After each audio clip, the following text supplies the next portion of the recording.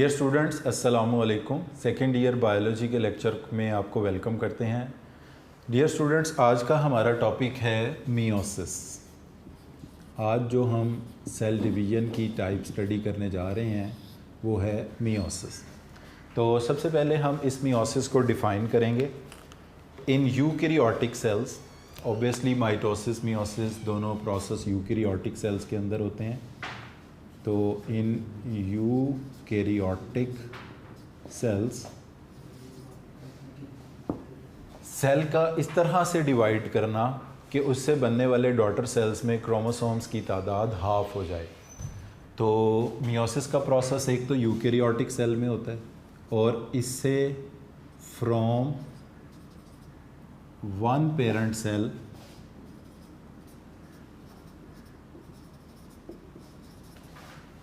Four daughter cells पैदा होते हैं। एक पेरेंट सेल से 4 डॉटर सेल्स पैदा होते हैं और ये प्रोसेस बोथ हैप्लॉइड और डिप्लॉइड सेल्स में होता है। It can take place only in diploid cell.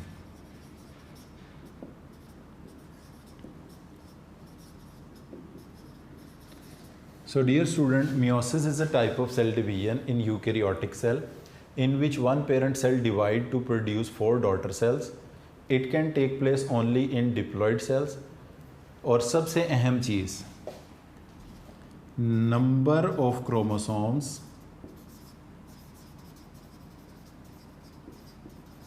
in daughter cells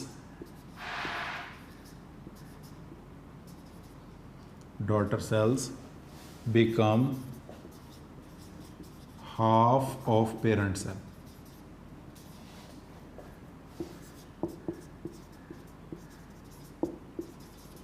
तो ये कंप्लीट डेफिनेशन हो गई डियर स्टूडेंट मियोसिस की। Meiosis is a type of cell division in which a eukaryotic cell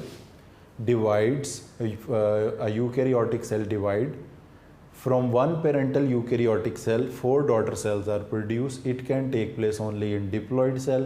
The number of chromosomes in daughter cells become half of the parent cell.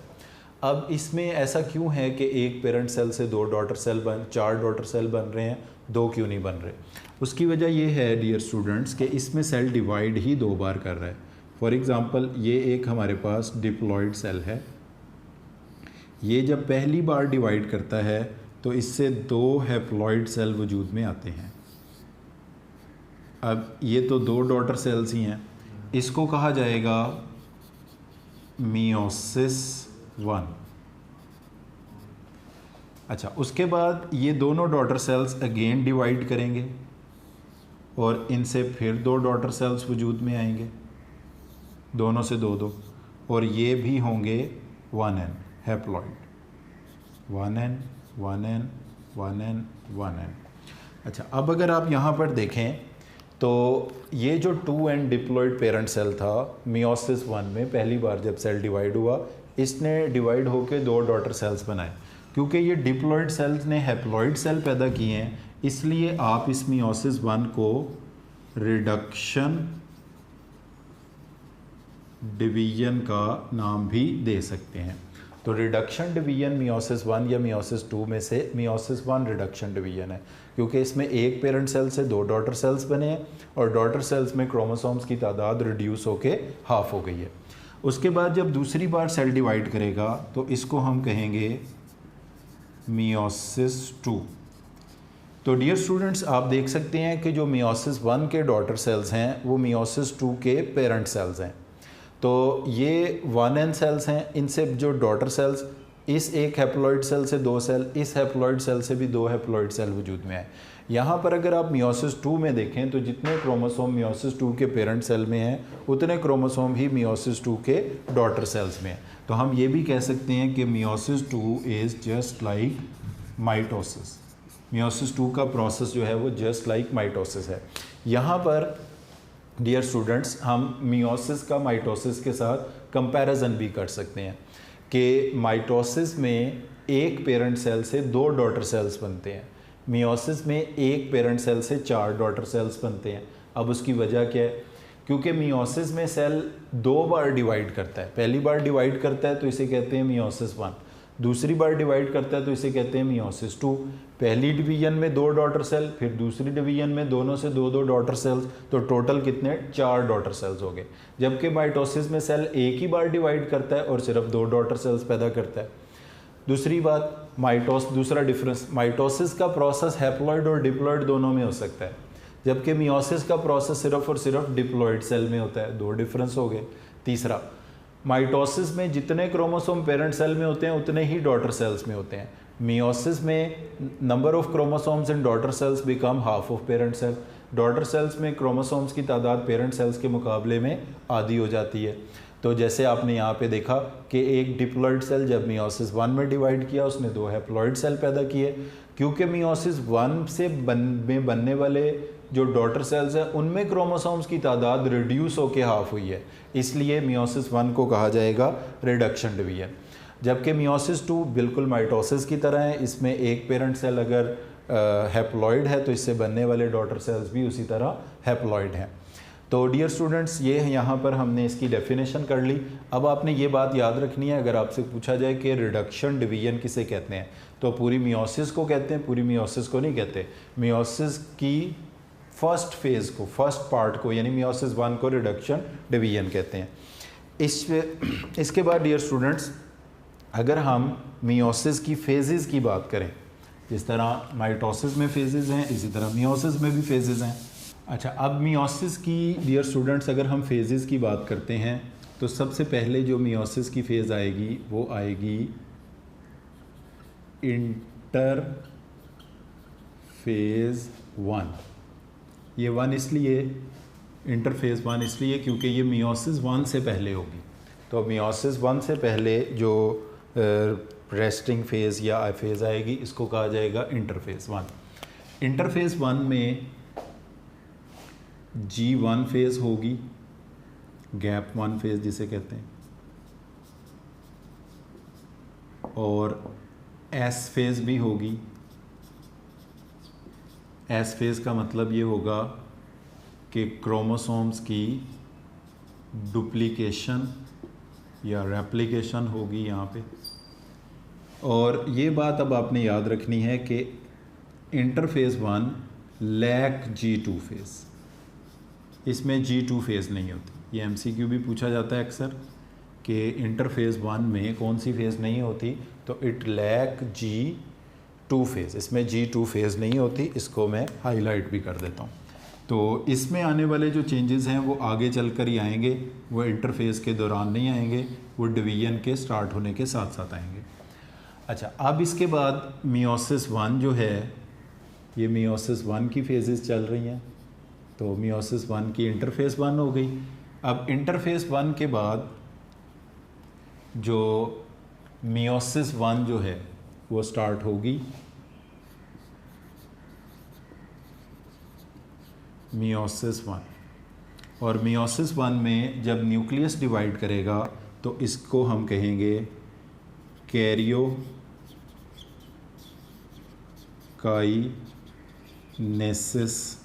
1, karyokinesis 1। तो dear students, karyokinesis का मतलब है division of nucleus. यहाँ पर आपको एक और चीज़ बता दें कि इंटरफेस में G1 फेज़ होगी, S फेज़ होगी, इसका मतलब क्रोमोसोम डुप्लीकेट होंगे, यानी एक क्रोमेटिड वाले 2, 2 वाले 4, तो इस तरह डुप्लीकेट हो जाएंगे। और यहाँ पर जो क्रोमोसोम्स होंगे वो होंगे जो एक जैसे क्रोमोसोम्स होंगे, होमोलोगस क्रोमोसोम। तो होमोलोगस क्रोमोसोम वो होते हैं जिनका साइज़ वगैरह सेम होता है, शेप सेम होती है। तो ये याद रखना है, होमोलोगस क्रोमोसोम सिमिलर होते हैं, आइडेंटिकल नहीं होते। ये भी मैं बुक से भी आपको मार्क कराता हूँ। अच्छा, उसके बाद कैरियोकाइनेसिस के बाद, कैरियोकाइनेसिस में जो फेजेस आएंगी उसमें होगी प्रोफेज़ 1, मेटाफेज़ 1,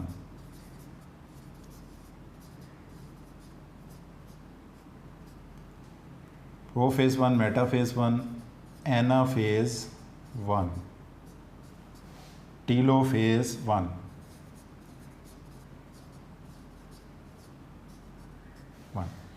और ये न्यूक्लियस डिवाइड हो जाएगा प्रोफेज 1, मेटाफेज 1, एनाफेज 1, टीलोफेज 1 के नतीजे में।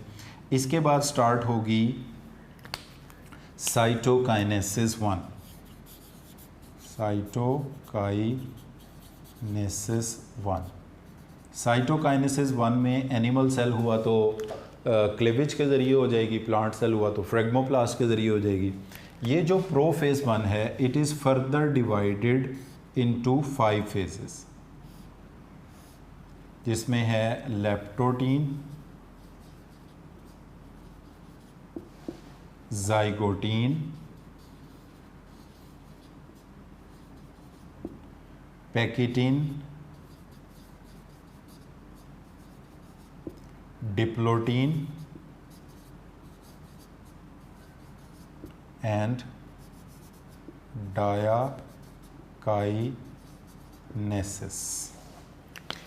Leptotene, zygotene, pachytene, diplotene, diakinesis, ये पांचों फेजेस हैं प्रोफेज 1 की। तो डियर स्टूडेंट, मियोसिस की फेजेस में इंटरफेज 1 जो ऑब्वियसली मियोसिस 1 से पहले है, इसमें G1 फेज़ में जो चेंजेस आते हैं यानी तैयारी की जाती है क्रोमोसोम्स की डुप्लीकेशन की, राइबोसोम, एंजाइम, माइटोकॉन्ड्रिया, डीएनए के बेस यूनिट्स वगैरह। एस फेज़ क्रोमोसोम डुप्लीकेट हो जाते हैं। G2 फेज़ इसमें नहीं आती, मियोसिस 1 स्टार्ट हो जाती है। Karyokinesis, division of nucleus 1 start होती है, उसमें प्रोफेज 1 पहले आएगी, फिर मेटाफेज 1, फिर एनाफेज 1, फिर टीलोफेज 1। प्रोफेज 1 की 5 फेजेस हैं, leptotene, zygotene, pachytene, diplotene, diakinesis. Cytokinesis, animal cell हुआ तो क्लीवेज के ज़रिए, प्लांट का सेल हुआ तो फ्रेगमोप्लास्ट बनाकर हो जाएंगी। अच्छा, ये तो हो गई मियोसिस 1। अब उसके बाद होगी मियोसिस 2। तो मियोसिस 2 से पहले डियर स्टूडेंट्स भी क्या आएगी, इंटरफेस 2 आएगी। तो ये हम इधर ज़रा लिख रहे हैं इसको हम यहाँ एरो लगा देते हैं, इट इज़ कंटिन्यू हेयर। तो इसको अब हम नाम देंगे इंटरफेज 2 का। इंटरफेज 2 को एक और नाम भी दिया जाता है, इसको कहा जाता है इंटरकाइनेसिस। इंटरकाइनेसिस का मतलब ये होता है a phase between meiosis 1 and 2। तो मियोसिस 1 और मियोसिस 2 के बिटवीन जो फेज़ है, इसलिए इसको यानी दो, ये देखें, मियोसिस 1 की कैरियोकाइनेसिस हुई, मियोसिस 2 की भी कैरियोकाइनेसिस होगी, उसके बिटवीन जो एक फेज़ आएगी इसको कहा जाएगा इंटरकाइनेसिस, या आप इसको इंटरफेज 2 भी कह सकते हैं, विच इज़ बिफोर मियोसिस 2। अच्छा, इसमें क्या होगा जी, इसमें G1 फेज़, इसमें S फेज़ नहीं होगी। इसकी जो ख़ास बात है वो ये, इट लैक S फेज़, यानी G1 फेज़, G2 वाले चेंजेस आएंगे, S फेज़ वाले चेंजेस इसके अंदर नहीं आएंगे। तो इसमें हम यूँ लिख सकते हैं कि it has G1 but S phase G2। तो इसके अंदर क्या होगा कि G1 फेज़ होगी, मतलब उसमें वो चेंजेस नहीं आएंगे जो एस के लिए चाहिए, बाकी जो माइटोकॉन्ड्रिया वगैरह के चेंजेस हैं वो। It has G2 G1 phase but it lack S phase. S phase ना होने का मतलब है इसमें क्रोमोसोम डुप्लीकेट नहीं होंगे, यानी क्रोमोसोम मियोसिस 1 से पहले डुप्लीकेट होंगे, मियोसिस 2 से पहले नहीं होंगे। इसके बाद इंटरफेज 1 के बाद स्टार्ट होगी मियोसिस 2। मियोसिस 2 में आएगी कैरियोकाइनेसिस 2।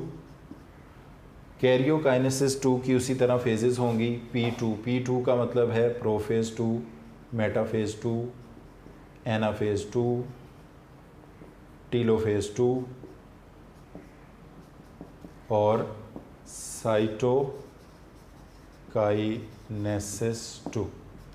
तो डियर स्टूडेंट्स, ये वाले जो फेजेस हैं मियोसिस 2 के, ये सारे के सारे जस्ट लाइक माइटोसिस हैं, they are just like mitosis. तो इसलिए इनकी डिटेल भी पढ़ने की ज़रूरत नहीं, क्योंकि हम माइटोसिस ऑलरेडी पढ़ चुके हैं। तो ये तरतीब है जी मियोसिस की फेजेस की कि सबसे पहले इसमें इंटरफेज़ 1 है। इसमें ख़ास बात यह है कि पूछा जाता है क्वेश्चन कि मियोसिस की इंटरफेज़ 1 में कौन सी फ़ेज़ नहीं होती। तो मियोसिस की इंटरफेज़ 1 लैक G2 फेज़ इसमें नहीं होती, G1 और S फेज़ होती है। अच्छा, जो इंटरफेज़ 2 है जिसको इंटरकाइनेसिस भी कहते हैं, इसमें कौन सी फेज़ नहीं होती, तो इट लैक S फेज़ इसमें नहीं होती। अब यहाँ पर एक क्वेश्चन बनता है कि मियोसिस से बनने वाले डॉटर सेल्स में क्रोमोसोम्स की तादाद रिड्यूस होके हाफ क्यों हो जाती है। उसकी वजह यह है कि सेल डिवाइड कर रहा है 2 बार। मसलन 10 ग्राम डीएनए फॉर एग्ज़ाम्पल अगर एक सेल के अंदर मौजूद है तो वो 10 ग्राम डीएनए डुप्लीकेट होकर हो जाएगा 20 ग्राम किस में, इंटरफेस 1 में। अब उसके बाद मियोसिस 1 होगी तो 2 सेल्स के अंदर वो 10-10 ग्राम फिर डिवाइड हो जाएगा। अब जब ये इंटरफेस 2 है इसके अंदर डुप्लीकेशन नहीं होगी क्रोमोसोम की, तो एक सेल के अंदर अगर 10 ग्राम डीएनए होगा तो वो इसके नतीजे में जब 2 सेल्स में डिवाइड होगा तो वो 5-5 ग्राम रह जाएगा। यानी अगर आपसे ये पूछा जाता है कि क्रोमोसोम्स की तादाद डॉटर सेल्स में कम क्यों होती है, डीएनए की अमाउंट कम क्यों होती है, तो उसका सिंपल आंसर ये है कि सेल डिवाइड करता है 2 बार मगर क्रोमोसोम डुप्लीकेट होते हैं 1 बार। मियोसिस 1 से पहले क्रोमोसोम डुप्लीकेट होते हैं एस फेज़ में, मियोसिस 2 से पहले क्रोमोसोम डुप्लीकेट नहीं होते। तो इसलिए मियोसिस से बनने वाले डॉटर सेल्स में क्रोमोसोम्स की तादाद रिड्यूस होके हाफ रह जाती है। इसको हम एक किसी एग्जांपल से भी कर सकते हैं। फॉर एग्ज़ाम्पल अगर x अमाउंट ऑफ डीएनए है, if there is x amount of DNA in a parent cell, तो ये जब S फेज से गुजरेगा तो ये कितना हो जाएगा, 2x हो जाएगा। अमाउंट ऑफ डीएनए की बात कर रहे हैं, नॉट नंबर ऑफ क्रोमोसोम। तो जब ये इंटरफेस 1 की इस S फेज से गुजरेगा तो ये 2x हो जाएगा। मगर साइटोकाइनेसिस से बनने वाले सेल्स के अंदर इसकी अमाउंट फिर से कितनी रह जाएगी, x रह जाएगी, क्योंकि ये 2 सेल्स बन जाएंगे। तो इसका मतलब ये हुआ कि इनके पास जो अमाउंट ऑफ डीएनए पहुंचेगी वो x होगी। तो मियोसिस 2 के कंप्लीट होने के बाद ये अमाउंट कितनी रह जाएगी, x/2 रह जाएगी। तो इसलिए अब आप देख सकते हैं कि क्रोमोसोम्स की तादाद या डीएनए की अमाउंट हाफ क्यों हो रही है। If the x amount of DNA is present in a parent cell, तो जब वो मियोसिस 1 स्टार्ट करेगा उससे पहले उसमें अमाउंट डबल हो जाएगी, मगर मियोसिस 1 के बाद उसमें x अमाउंट ऑफ डीएनए रह जाएगी क्योंकि 2 सेल्स में डिवाइड हो गया। अब जब ये पहुंचेगा इंटरफेस 2 के अंदर तो ये डुप्लीकेट तो होगा नहीं, अब ये x से दोबारा 2x तो होगा नहीं, इसलिए ये कितना रह जाएगा, x/2 इसकी अमाउंट इसके अंदर रह जाएगी। ये मैं फिर बता दूं, ये मैं अमाउंट ऑफ क्रोमोसोम की डीएनए की बात कर रहा हूँ, नॉट नंबर ऑफ क्रोमोसोम। अच्छा, इसके बाद डियर स्टूडेंट मियोसिस की डेफिनेशन हो गई, फेजेस के नेम हो गए। इंटरफेज़ 1 G1 S ये इसमें नहीं होती। तो हमने स्टार्ट करना है इससे प्रोफेज़ 1 से, जिसकी ये 5 फेजेस हैं, लेप्टोटीन, जाइगोटीन, पैकेटीन। और इसमें 3 ऐसे इवेंट्स हैं ख़ास जो इसमें होते हैं जो कि माइटोसिस में नहीं होते। तो पहले हम इंडिपेंडेंट उन 3 इवेंट्स को पढ़ते हैं कि वो 3 इवेंट्स क्या हैं, फिर हम देखेंगे कि वो किस किस फेज़ में होते हैं। तो उन 3 इवेंट्स में से डियर स्टूडेंट्स जो पहला इवेंट है वो है साइनेप्सिस का। तो 3 इवेंट्स हैं ऐसे मियोसिस के, मियोसिस की प्रोफेज 1 के 3 इवेंट्स हैं जो कि माइटोसिस में नहीं होते। उसमें पहला इवेंट है साइनेप्सिस।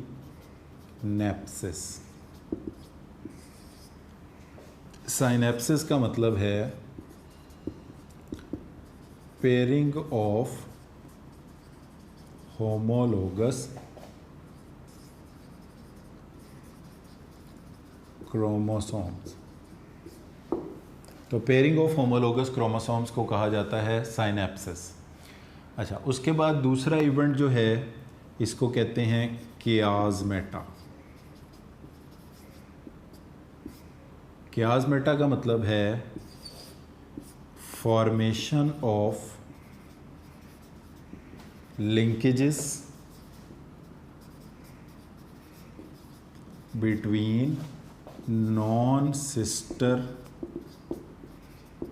क्रोमेटिड्स।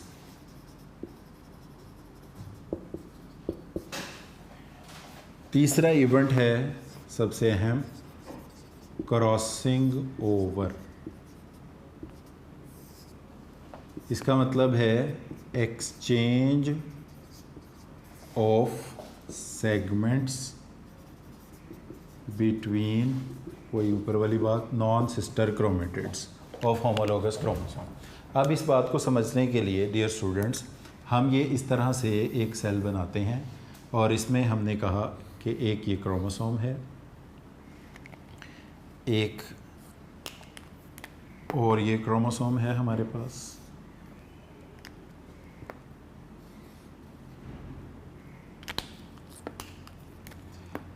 अब इन क्रोमोसोम्स के डियर स्टूडेंट्स मैं नंबर रख देता हूँ 1 2 3 4।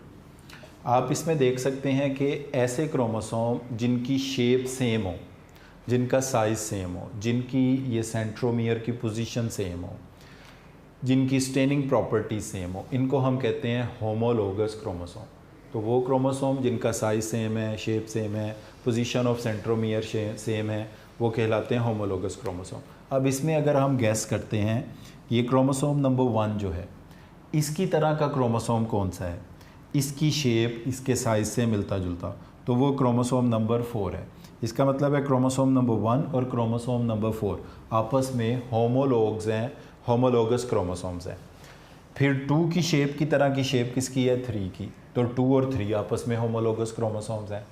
तो माइटोसिस की तरह यहाँ पर ये नहीं होगा कि क्रोमोसोम बन गए, उनकी पेयरिंग नहीं हो रही, या ये नहीं है कि पेयरिंग रैंडम होगी।